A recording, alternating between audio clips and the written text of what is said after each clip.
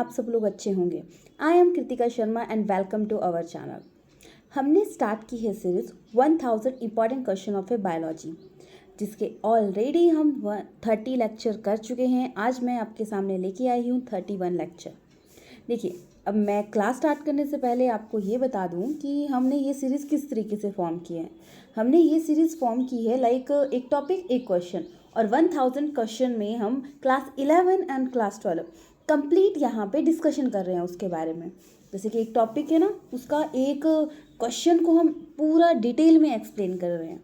तो उस तरीके से ये पूरी सीरीज़ बनाई गई है, जो कि आपके लिए बहुत ही बेनिफिट होगी अगर आप किसी भी कम्पिटिटिव एग्ज़ाम की तैयारी कर रहे हैं। टैट ले लो, टीजीटी ले लो, नीट ले लो, कोई भी कम्पिटिटिव एग्ज़ाम, उसके लिए ये सीरीज़ बहुत ही बेनिफिट होने वाली है।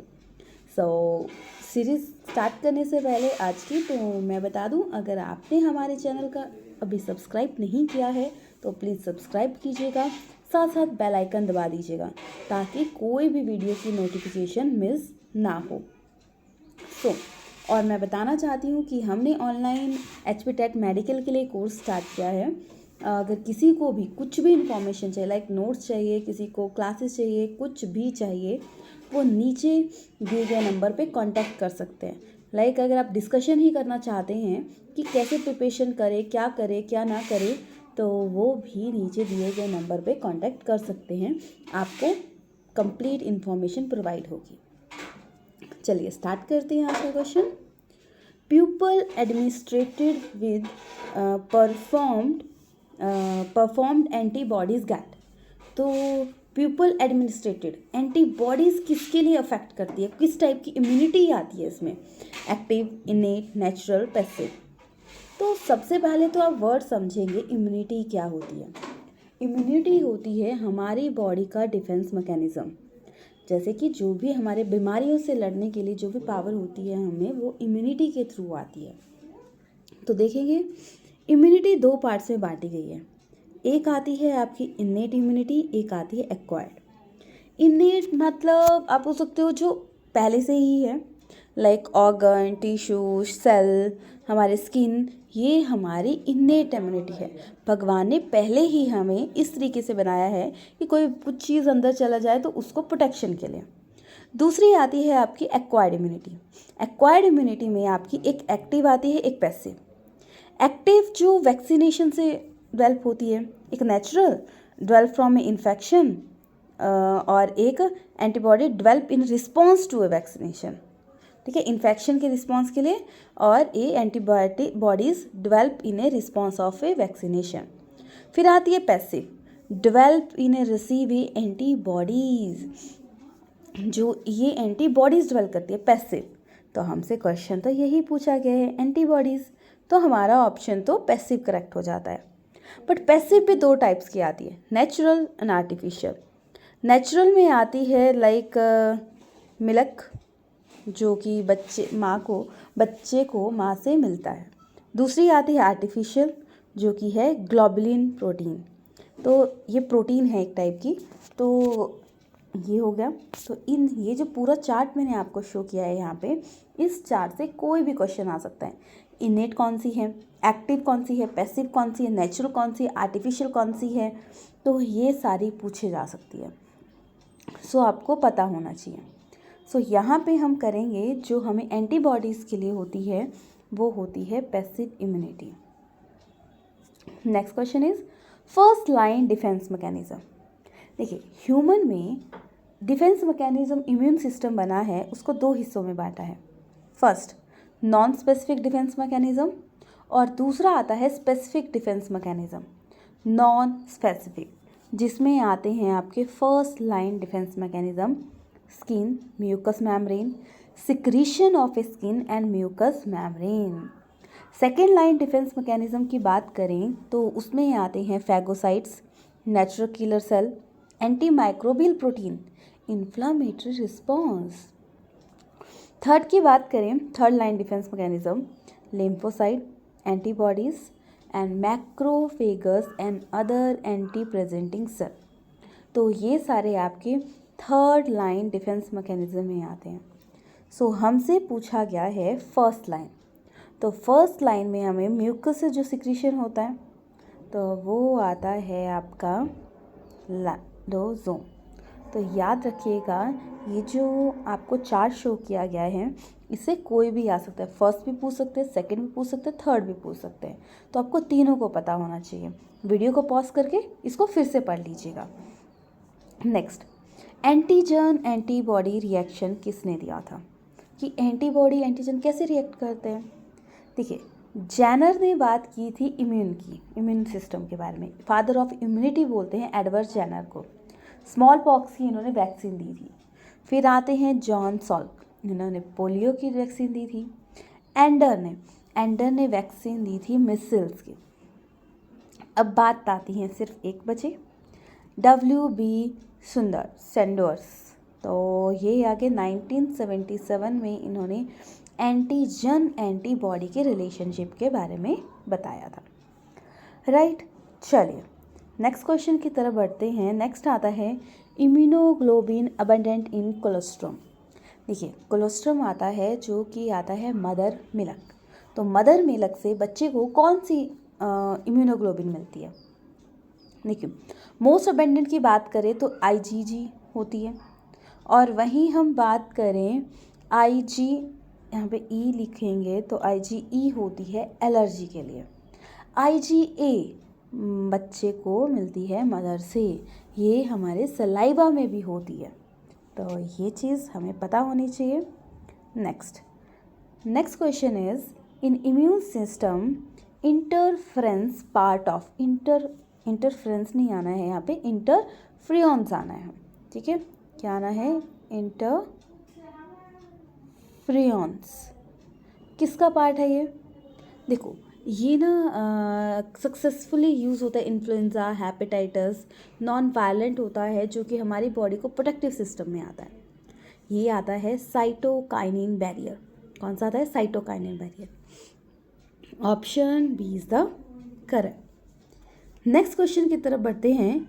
Immunoglobulin are protein and showed structure. Immunoglobin जो स्ट्रक्चर शो होता है वो एक टर्शरी स्ट्रक्चर शो करता है। कैसा स्ट्रक्चर शो करता है, टर्शरी। तो यहाँ पे ऑप्शन हमारा C करेक्ट हो जाता है। Next is antibody mediated immune system attack on. जो एंटीबॉडी इम्यून सिस्टम है, देखो 2 टाइप के सेल होते हैं। यहाँ पे आएगा B cell and T cell. तो जो B सेल की बात करें तो B cell antibody mediated immune system को अटैक करता है, मतलब B सेल पे अटैक करता है, जिसको कि हम ह्यूमरल मीडिएटेड इम्यून सिस्टम भी बोलते हैं। तो हमारा ऑप्शन तो यहाँ पे करेक्ट हो जाता है A। But what about T cell. तो T सेल आता है सेल मीडिएटेड इम्यून सिस्टम। देखो, CMIT mediated immune system, right. तो जो हमारे एड्स पेशेंट होते हैं जो T सेल पे अटैक करता है उनको, मतलब एड्स पेशेंट के T सेल, क्योंकि T सेल सबसे ज़्यादा एरिया स्पेस घेरता है। चलिए नेक्स्ट क्वेश्चन की तरफ बढ़ते हैं। देखिए, बहुत पढ़ना इज़ नॉट नेसेसरी। आपका पूरा सिलेबस कुछ ही टॉपिक से आता है, कुछ मतलब ऐसा नहीं होता हर टॉपिक आपको आ रहा है।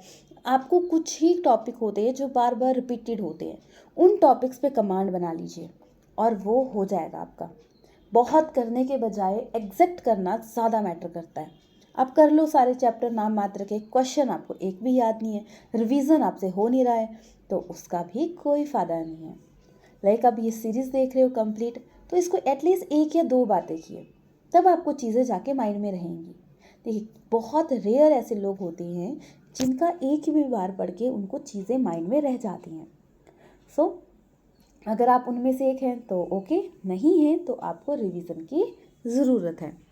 तो हम बात करेंगे which type of T cell suppress the immune system. तो हमारे इम्यून सिस्टम पे वर्क करेंगे, देखते हैं। सबसे पहले तो हम डिटेल में पढ़ेंगे इनके बारे में।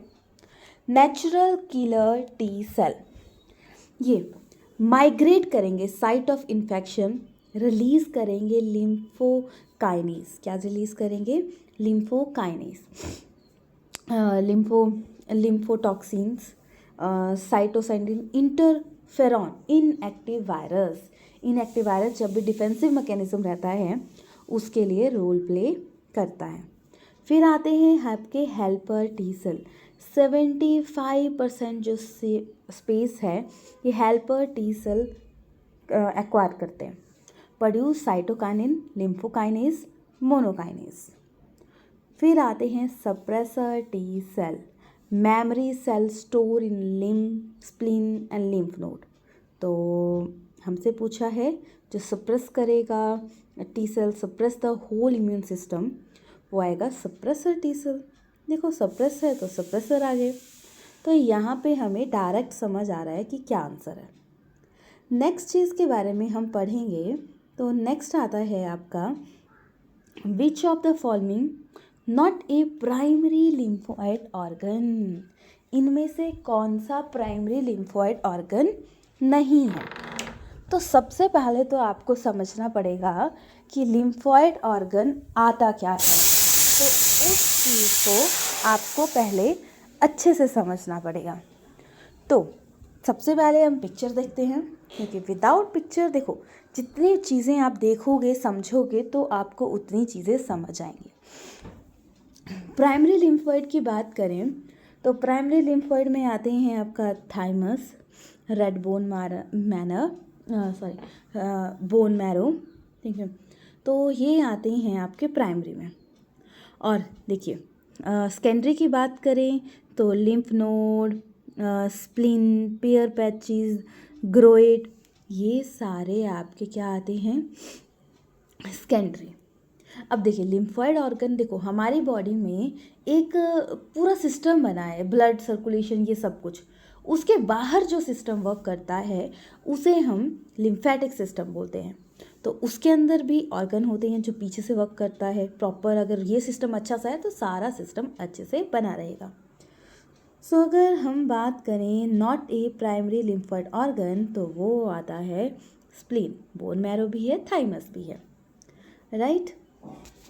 चल next question, AIDS attack on which type of a cell. तो पूरा कंसेप्ट को समझते हैं। एड्स होता है HIV वायरस से, जिसे कि हम एक रिट्रो वायरस बोलते हैं। एड्स डे मनाया जाता है 1 दिसंबर को। और एड्स एक सेक्सुअल ट्रांसमिटेड डिजीज़ है। और एलिसा टेस्ट इसके लिए होता है। एलिसा, ये भी याद रखना है। देखो कितने क्वेश्चन कवर कर रहे हैं। तो एलिसा टेस्ट किसके लिए होता है? वेस्टर्न ब्लॉट टेस्ट भी बोलते हैं, वेस्टर्न साइड को ये चेक करता है। तो ये टी सेल को सबसे ज़्यादा अफेक्ट करता है। इम्यूनिटी पे हमारा सबसे ज़्यादा अफेक्टेड करता है एड्स। और क्योंकि देखो कोई एक स्पेसिफिक बीमारी नहीं होती एड्स में, इसमें होता है किसी को कोई प्रॉब्लम हो जाए ना तो वो बहुत लार्ज स्केल तक, लाइक किसी को पिंपल हो गया तो वो लार्ज पिंपल्स हो, ज़्यादा पिंपल्स हो जाएंगे, उससे ही किसी को बहुत वीकनेस आ जाएगी। खांसी हो रही है तो खांसी होती रहेगी, कोल्ड हो गया तो कोल्ड ही हो जाएगा। उससे इम्यून सिस्टम इतना वीक होता है, थोड़ी सी भी चीज़ भी उसको बहुत अफेक्ट करती है, तो उससे इंसान मर जाता है। फिर चलते हैं next question, swelling of A lymph node is called. देखो थ्रोम्बोसाइटोपेनिक, ये डिक्रीज करेगा काउंट ब्लड प्लेटलेट्स का, इसे बोलते हैं हम। साइकोसिस, इसे क्लोरिक एनसीफ्लेटिस होती है, सेवरल ब्रेन डैमेज होता है इससे। फिर स्वेलिंग लिम्फ नोड की आती है लिम्फोडेंड्रोपैथी। तो option B is the correct. अगर हम बात करें लिम्फोमा की तो कैंसर ऑफ ए लिम्फेलेटिक्स, तो कैंसर है लिम्फेलेटिक्स का। तो ऑप्शन हमारा बी करेक्ट है। Next is cancer cell are more easily damage by radiation than normal cell because, क्या पूछा है? Cancer cell are more easily damage, cancer cell बहुत ही ईजली डैमेज हो जाते हैं by the radiation normal cell because they, क्योंकि underground rapid division करते हैं, माइटोसिस होती है कैंसर सेल में, तो ये जल्दी जल्दी ग्रो करते हैं, तो इसके लिए ये ख़त्म हो जाते हैं। नेक्स्ट इज आजकल कैंसर हो मैक्सिमम हर तीसरे चौथे बंदे को किसी ना किसी टाइप का कैंसर है। क्यों है कैंसर? देखिए, कैंसर बार बार हो रहा है सबको, तो इसका मेन रीज़न है कि वो क्या कर रहे हैं कैंसर का, कि लोग प्लास्टिक ज़्यादा यूज़ कर रहे हैं, गर्म चीज़ों को घर प्लास्टिक में जा रहे हैं डाल रहे हैं, तो प्लास्टिक उसमें रिएक्ट कर देती है, और रिएक्ट करती है उससे तो होती है दिक्कत, राइट। चलिए next, which of the following opioid drug? देखेंगे, देखो ओपियोइड ड्रग की बात करें तो वो है हीरोइन।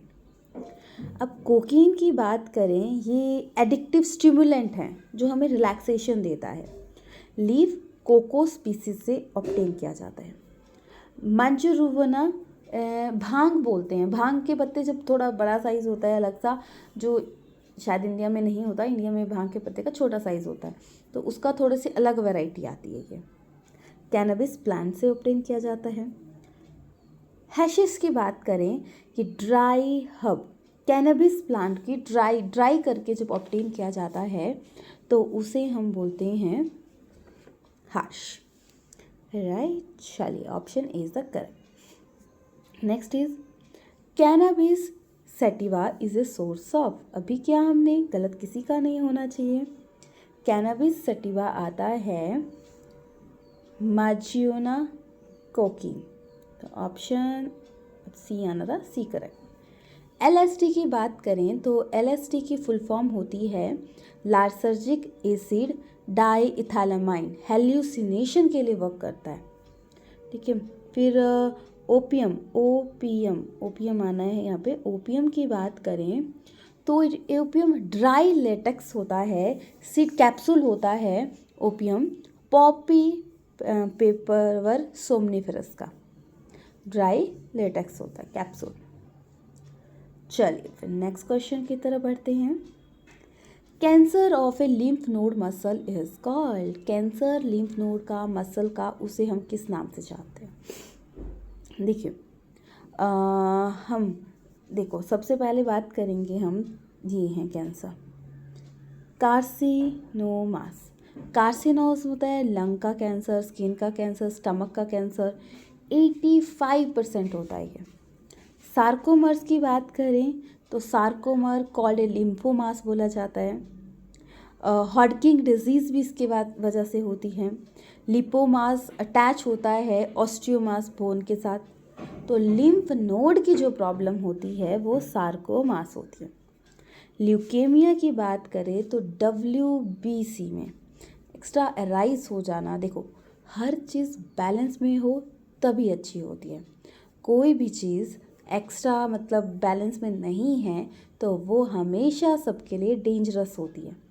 तो ल्यूकेमिया एक ब्लड कैंसर आता है, तो हमसे पूछा है लिम्फ नोड का कैंसर जो कि है आपका सार्कोमास।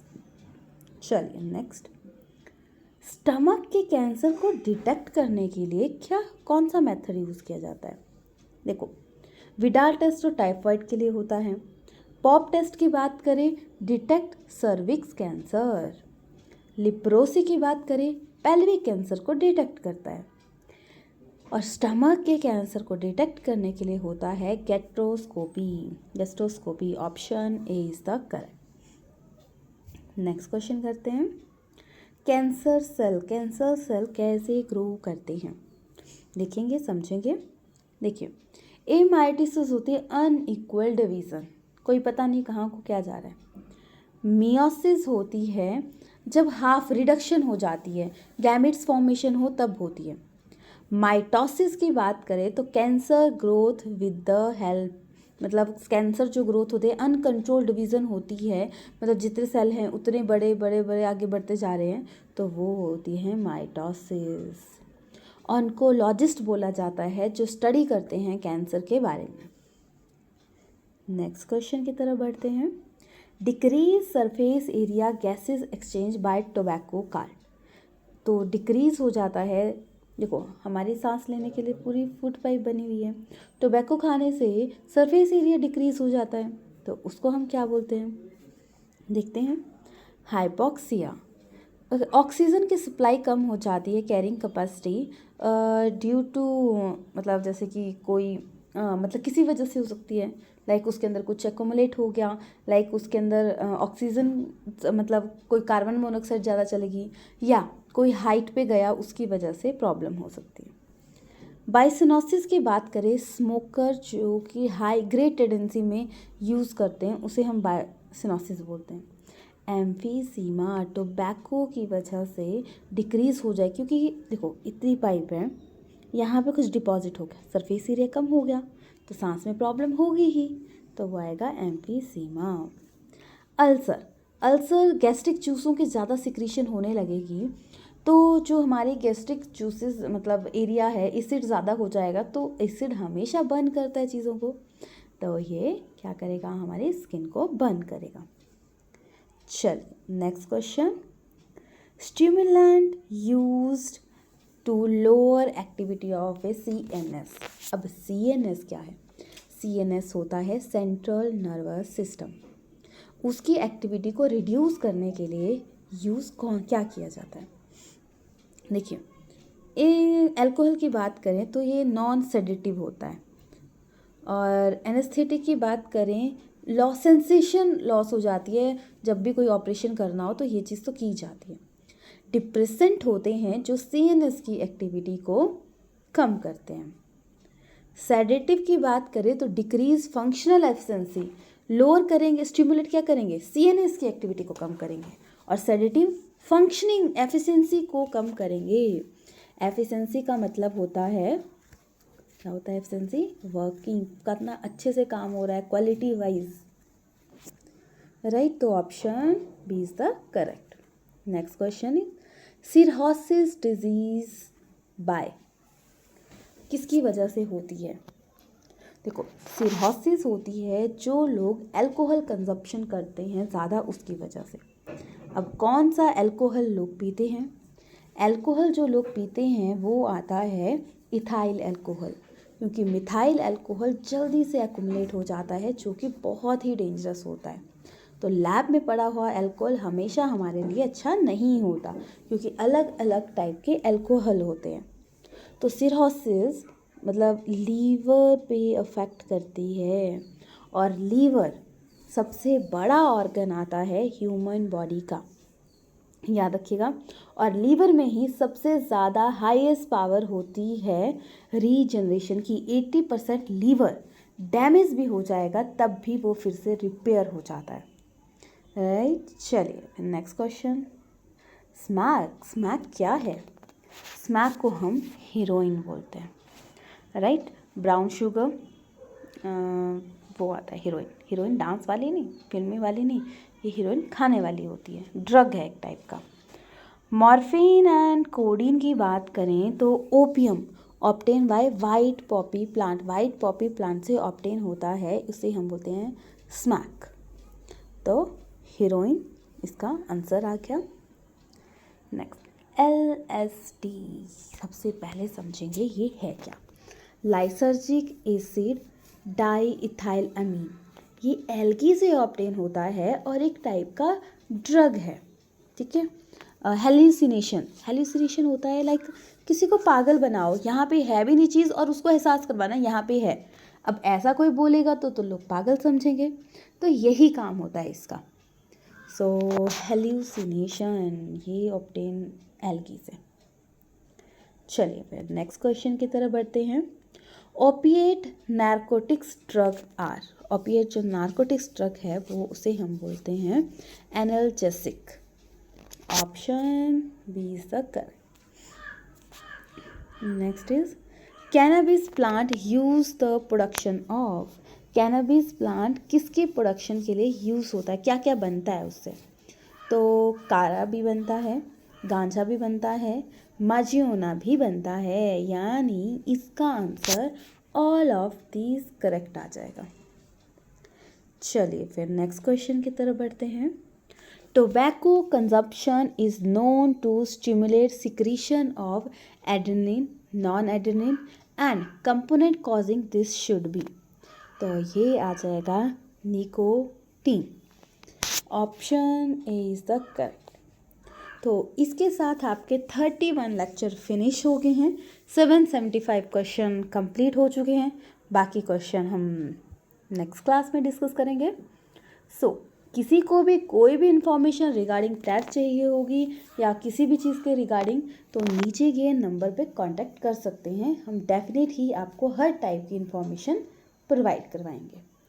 सो चलिए मिलते हैं कल, तब तक आप अपना ख्याल रखिएगा। एंड अगर आपको इस वीडियो से थोड़ा भी फ़ायदा होता है तो प्लीज़ लाइक कीजिएगा, शेयर कीजिएगा, सब्सक्राइब कीजिएगा।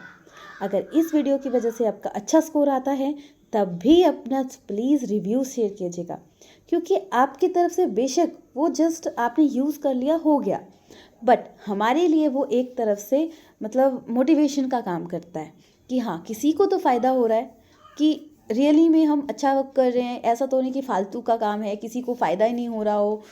तो अगर आप कमेंट करेंगे, अपने व्यूज़ देंगे, तो हम इसको इम्प्रूव भी करेंगे एंड उसको आपको औरों तक भी पहुंचेगा जिसको ज़रूरत है। सो थैंक यू पूरी वीडियो को देखने के लिए, कि आपको डेफिनेटली फ़ायदा देगी। सो चलिए मिलते हैं कल नेक्स्ट वीडियो में। चैनल को सब्सक्राइब कीजिएगा, साथ साथ बेल आइकन दबा दीजिएगा ताकि आपकी कोई भी वीडियो मिस ना हो। Thanks for watching.